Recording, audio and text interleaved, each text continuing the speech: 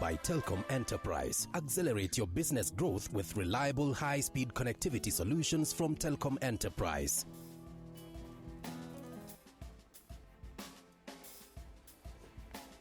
And welcome back to Jeff Koinange Live at Citizen Television. We've been talking all evening with the Deputy Chief of Staff of the Office of the President, Nzioka Waita, former Safaricom Director of Corporate Affairs. And I tell you, maybe we don't tell our stories well enough. Maybe we're too tough on this government. I don't know. Because if you look at Twitter, Facebook, text, a lot of people are dissatisfied with the progress of Jubilee, and yet the effects are right there. Listen to Deputy President William Ruto the other day when the government launched this delivery portal. Take a listen. Doing things that should have been done several years ago, and that is why we are unashamed of picking up from where others left and build on it and take the country forward. Tweets coming in thick and fast. Pick up and take the country forward. And Nzioka, look, you know, we are tough on you guys because we can be, and we should be, and holding you guys accountable. For instance, someone's asking, before we get to SGR, which I want to talk about after the break, someone's asking, what did you do with the Eurobond money? Not you, but you all. Yeah. You know, that's, again, a very simple question. Eurobond money goes into the exchequer, into the consolidated fund, and it is building roads, it's powering homes, it's refurbishing hospitals. It's in the core of our economy because that is what government does. There's nothing called a Eurobond account on the budget line. You know, you have money that you raise domestically. You have money that comes from taxes and revenue collected. You have money that you go out and look for, you know, and Eurobond is one of those innovative financial tools where you can get large tranches of money at an affordable cost. David Ndi says you all mishandled it, misappropriated. It was maybe even siphoned off, stolen. You know, I love that you've asked me that question because, you know, every village has one of those people. You know that guy, that one guy in the village who really just should rather be a returning officer in his party than moonlight as an economist. You know, and somebody needs to call it out for what it is. The simple reason that you have a spread in the paper every once in a while, you know, and you write your thoughts very politically tainted, I think Kenyans should really be circumspect when you read economics that are written in boardrooms of political protagonists, not just by their policy makers, but by their actual officials, somebody who is a returning officer, you know. I think let's leave the voodoo economics aside. You know, they gave Kenya a doomsday scenario. Oh, Kenya is not growing. Even at 5.5, even if the World Bank has revised this growth rate to 5.5, you're outstripping the world. The world is growing at an average of 3%, right? And if you look at even on the continent, countries that were previously relying heavily on commodities like petroleum and stuff, they're doing even worse. So, you know, to perform at 5.5%, strong and consistently from 2013, you know, is hallmark of number one, financial prudence, right? Economics that makes sense, right? I think the real challenge that we should separate is let's move away from these big numbers and the macros, you know, and let's talk about the mwananchi and, you know, His Excellency, what he said on Monday in about give us time because roads will open up marketplaces. People will be able to move their stuff instead of women in Jabini waking up at 4 in the morning, you know, to go through that matope, to come to the road to Kinale and then come to the Marikiti at 5 in the morning. You know, the roads from where they are growing the potatoes and the carrots are being done. You know, what will that do for the price of food? What will that do for the money and the pockets of these people? And when Wanjiko so let's forget about this guy and his voodoo economics. Okay, when Wanjiko says that she's poorer today than she was 5 years ago, how do you explain that?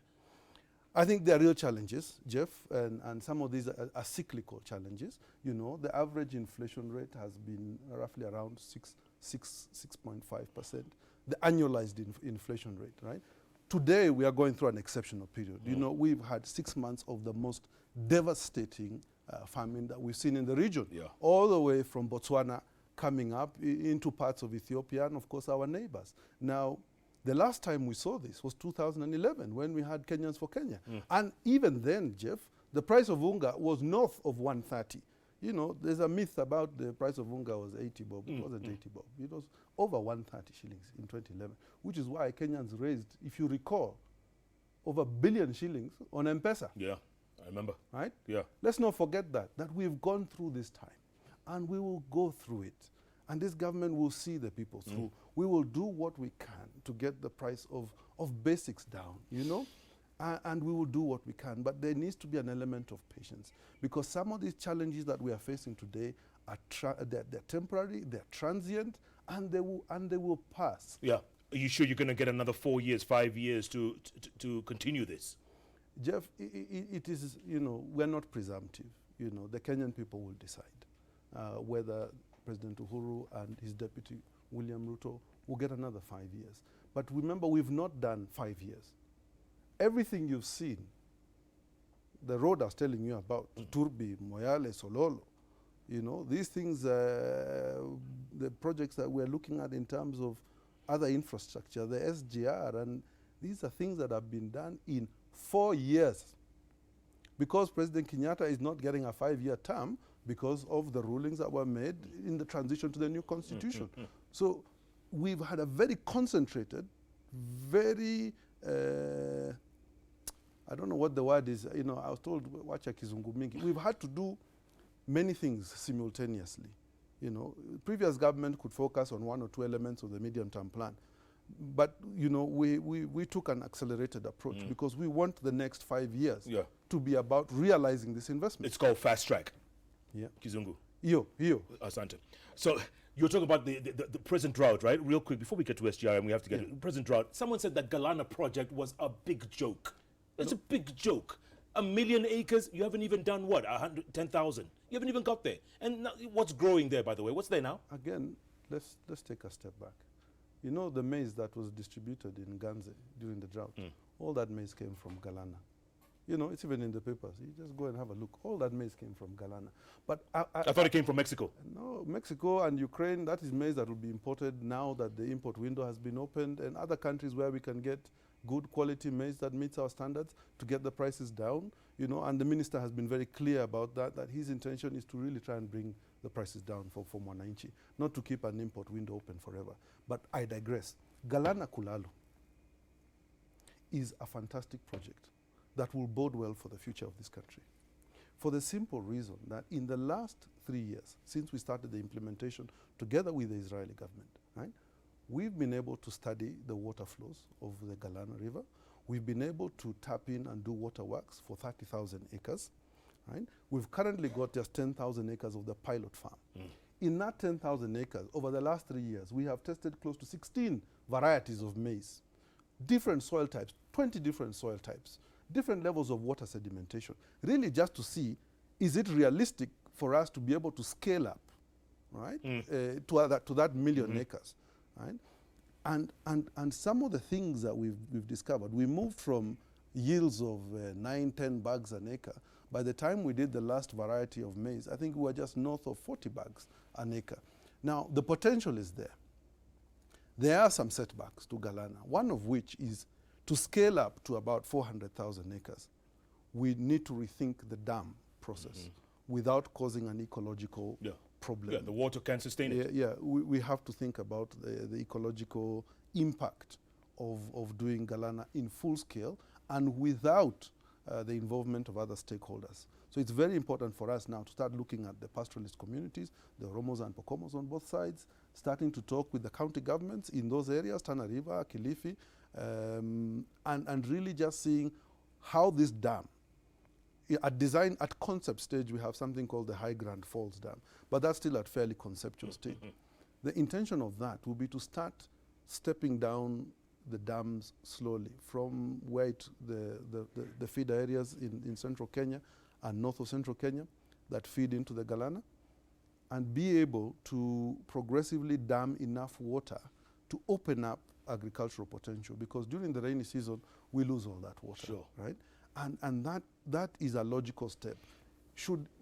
maybe we were over-ambitious in saying we could pull it off in 5 years. But have we learned some really important stuff? Yes, we have. Is it going to stay? Are you going to continue it, or will this be a white elephant? The best news ever is after our 10,000 acres, we are farming it out to private sector, because we would want people to come in. We will give them the land on lease basis. We will agree on some of the commodities and the things that need to be grown. There are areas within that 1 million acre ADC farm that are good for ranching. Some are sesefly infested, so you can't really do commercial beef. They can be game sanctuaries and things of that nature. So there is a very solid plan for this, Jeff. Okay, SGR. 500 kilometers, 350 billion Kenya shillings. Yes. Afshan Chowdhury says, and she's done the math, it comes to about 4.5 million a kilometer. Yes. Are we what is this? Jeff, you know, I'll tell you a story. In 1895, there was a company called British East Africa. Right? British East Africa were, they were traders, guys who ran away from England to come and look for better opportunities here. They met up with the Arabs in the coast. They were